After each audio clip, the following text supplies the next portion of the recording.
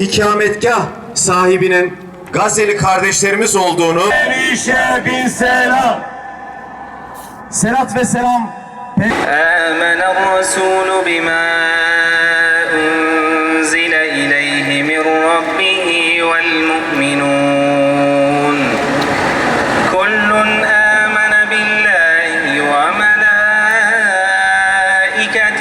وكتبه ورسله لا نفرق بين أحد من رسله وقالوا سمعنا وأطعنا.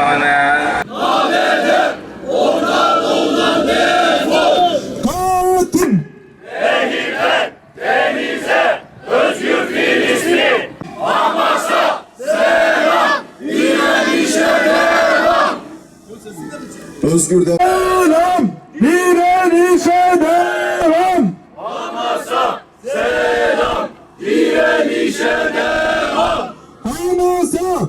Gazze Filistinlilerindir.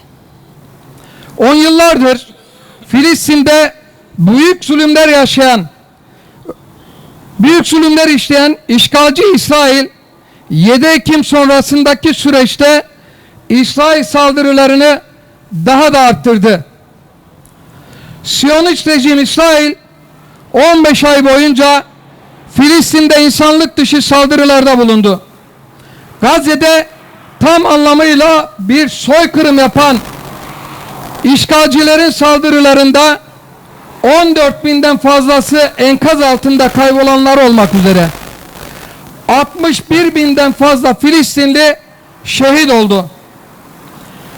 İşgalciler Gazze'de insan haklarını ve savaş hukukunu hiçe sayarak çocuk, kadın, yaşlı ve sivil ayırt etmeksizin saldırılarda bulundu. 19 Ocak'ta varılan ateşkes anlaşmasından bu yana ateşkese uymayan işgal rejimi İsrail düzenlediği saldırılarda çok sayıda Filistinliyi katletmeye devam etti. Hiçbir sınır gözetmeksizin yapılan İsrail saldırıları sebebiyle Gazze'de her yerde enkaz yığınları var. Siyonistler saldırılarında camileri, hastaneleri, okulları ve sivil yerleşim yerlerini hedef aldı. Beyaz bayrak açan siviller dahi onların da üzerine ateş açılarak katledildiler. İşgalciler kullanılması uluslararası sözleşmelerce de yasaklanmış bombaları aralıksız olarak Gazze'ye yağdırdı. İnsanlık tarihinde örneğine az rastlanır bir zulüm tüm dünyanın gözleri önünde yaşandı ve ne yazık ki yaşanmaya da devam ediyor. Birleşmiş Milletler ve Uluslararası Ceza Mahkemesi tarafından alınan tüm uluslararası kararlara rağmen işgalci İsrail uluslararası hukuku tanımıyor. Saldırmaya ve işgale devam ediyor. Ne yazık ki dünyanın gözleri önünde yaşanan bu zulmü durduracak somut adımlar da atılmıyor. Dünyanın birçok ülkesinde halklar işgalci İsrail'in zulümlerini yüz binlerce kişinin katıldığı eylemlerle protesto ederken ABD ve Batı dünyası yaşanan zulümleri görmezden gelerek hala işgalcilere verdiği desteği sürdürüyor. Amerikan Başkanı Donald Trump Gazze'ye yönelik olarak yaptığı açıklamalarla İsrail zulmüne arka çıkıyor. Tarihin gördüğü en barbarca zulümleri işleyen Siyonistlere de destek veriyor. Altına almaktan söz ederken kanlı ve karanlık işbirlikleriyle binlerce kilometre öteden Orta Doğu'yu dizayn etmeye çalışıyor.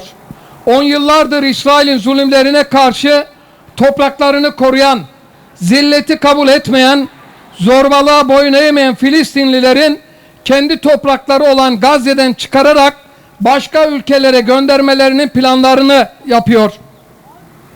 Bu gerçekleşmeyecek hayalin sahiplerine sesleniyor ve diyoruz ki Gazze dün olduğu gibi bugün de Filistinlilerindir. yarın da Filistinlilerindir. Yalnızca vatanlarını işgale teslim etmedikleri için ağır bedeller ödeyen, yakınlarını kaybeden, evlerini kaybeden ve her an kendi hayatlarını kaybetme tehlikesi bulunan Filistinliler haklı davalarından asla vazgeçmiyor. Filistinli kardeşlerimiz verdikleri mücadele, işgale ve direnmeye devam ediyorlar.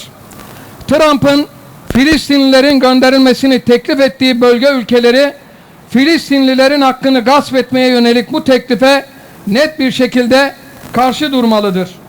Devletler, sorumlu uluslararası teşkilat ve kurumlar ateşkesin başlangıcından bu yana saldırılarına devam eden, alınan kararları uygulamayan İsrail'i alınan kararlara, uluslararası hukuka uymaya zorlamalıdır. İsrail, ateşkes anlaşmasında yer almasına rağmen Gazze şeridine yeterli insani yardım girişini engelliyor. Anlaşmada mutabık kalınan sayılarda çadır, konteyner, ev, iş makinesi, hastanelerin yenilenmesi için gereken inşaat malzemesi, acil ihtiyaç kalemlerinin de girişine ya hiç izin vermiyor ya da anlaşmadaki miktarlarının insani protokollerin uygulamayı reddetmeye devam ettiğini duyurdu. Bakanlık ayrıca Gazze şeridindeki hasta ve yaralı çocukların tıbbi imkanların yetersizliği nedeniyle ölümün eşiğine geldiğini, İsrail'in hastaneler için olmazsa olmaz ihtiyaç maddesi olan elektrik jeneratörlerin girişini engellemeye devam ettiğini bildirdi.